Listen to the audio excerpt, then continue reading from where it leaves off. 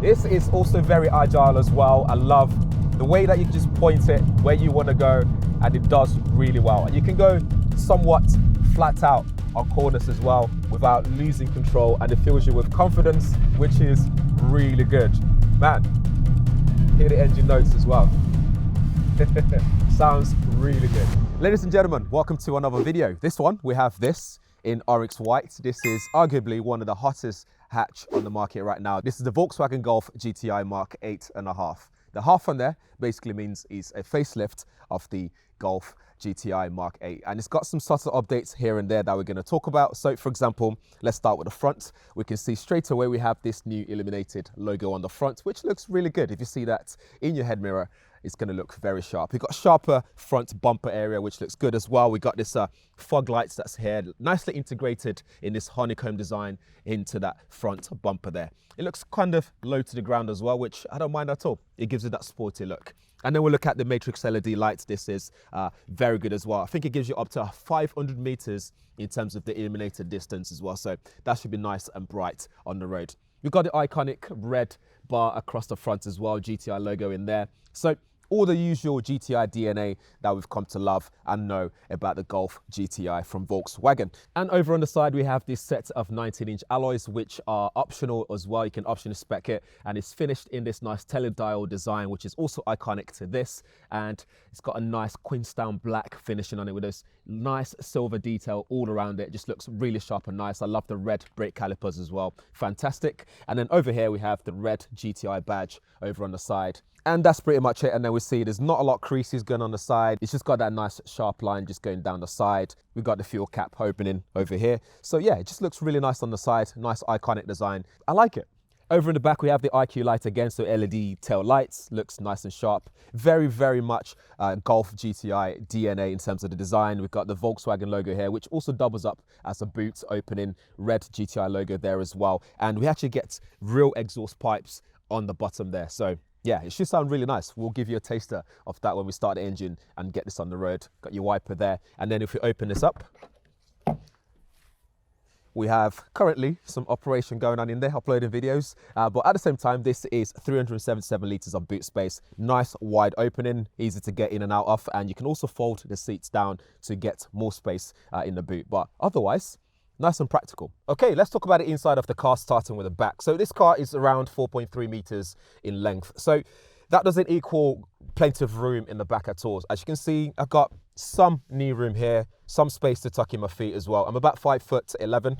Not a lot of headroom here, but there's still enough for me to sit here comfortably for a long period of time. And when it comes to the sitting position, I think it's pretty good as well in terms of my knees aren't too raised too high, and the backrest is not too far back or too upright that I'm going to start to feel achy on the back on a long journey. So I think they've done a good job here. I love the material as well. It's got this cloth finishing, but we also get the iconic Golf GTI design with the Jakara checkered seats. It looks really good. I like what they've done. I love the red stitching all around it as well. It's really nice. And then we got our armrest here, which has the two bottle holders that your elbows are going to quickly sink into, but it's wide enough to still be able to maybe put your elbow just away from it to be comfortable. There's an opening here as well, so you can feed things through when you got loads of stuff in there, so like a golf club or whatever you want to put it. If it's too long, you'll be able to feed that through here as well without having to fold the whole seats down. So all nice and practical.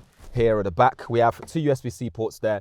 I'm not sure if the back ones are 45 watts as well, but I know that the ones on the front are fast 45 watts charger. So if you have a laptop that you want to work on the go with, you'll be able to plug your laptop into that and charge it on the go. There's also two pockets here, so you can store phones or passport or whatever, and then another pocket here as well. So really good. We have 6 speakers system in here, so the sound quality is decent as well. And we have an optional sunroof here as well. It doesn't go all the way to the back, unfortunately, so it's not panoramic, but the passenger and the driver at the front will enjoy that. And yeah, really good. Over on the front is nice and comfortable here, and we have mixture of materials here, which I'm not completely sold on some of the materials used here, but anyway, the seats are really nice and comfortable. You got sporty seats here, nice bucket seat. It's got nice side bolsters that keeps you in seat. It's got that Jakara checkered seat finishing as well, GTI stitched on the seat as well, which is really nice. I like those nice touches that's paying homage to the history of what the GTI is all about. We've got all this like fake carbon fiber sort of design, plasticky thing all around here, and some of these materials is just not saying or screaming premium here for me.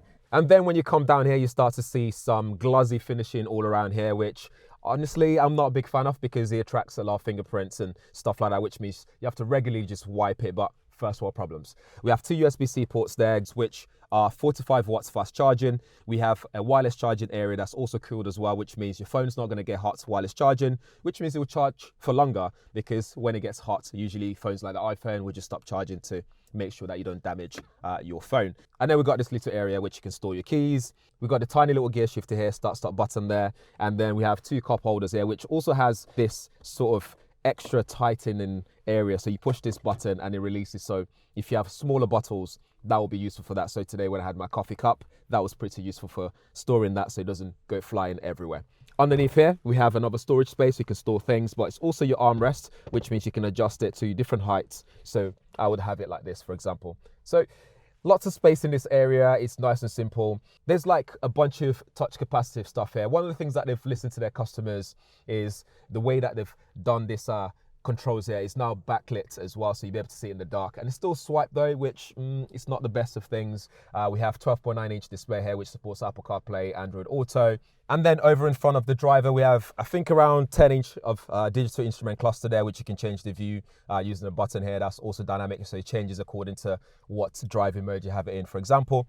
One of the things I'm happy about is they've changed this. So this is now physical keys.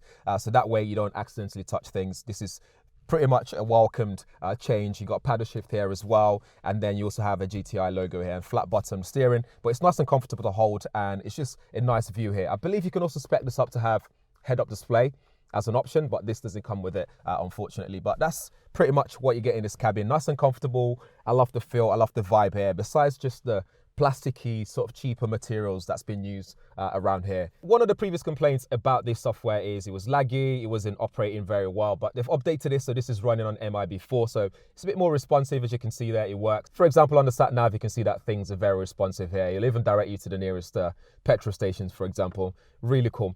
On the bottom there is constantly your climate control stuff, which is good. So you never have to dig too deep into the system to figure out anything. Although if you want to get more information, there is another button below here where you press for climate, which then allows you to turn it off, change direction and all that jazz.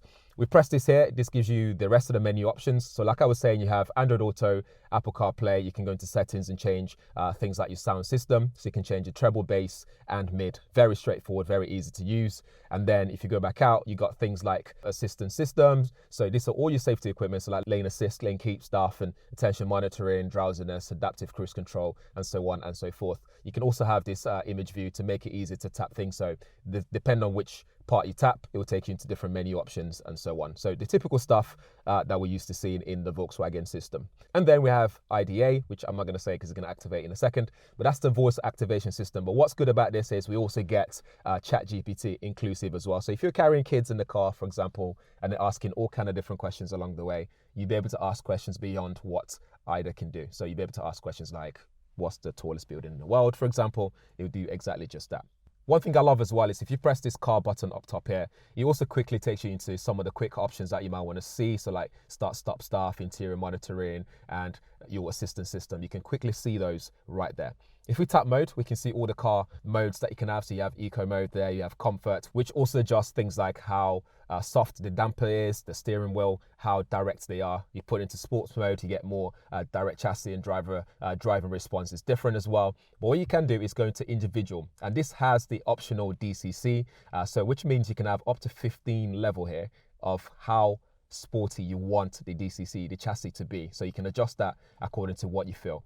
And then you have things like your steering, so you can have it in sports or comfort. And then you got drive as well, exterior engine sound, interior engine sound, because it's kind of fake inside, just to enhance it a little bit. You got your adaptive cruise control there. You can change it as well to eco, sports and comfort, and so on and so forth. So you can have your own individual settings. The more you get used to the car, learn about the car, you'll be able to adjust that to suit your preference. But that's pretty much about it. Very responsive, good stuff, and nice update. And then over on the instrument cluster, I think this is around 10 inches or so. It's digital, so you can change the view on the steering, for example, to suit your preference. So if you're in sports mode or comfort or whatever, you might want to change that accordingly so you can see things like your G meter and all that jazz. Right, before we take it out for a drive, do you want to hear the engine sound?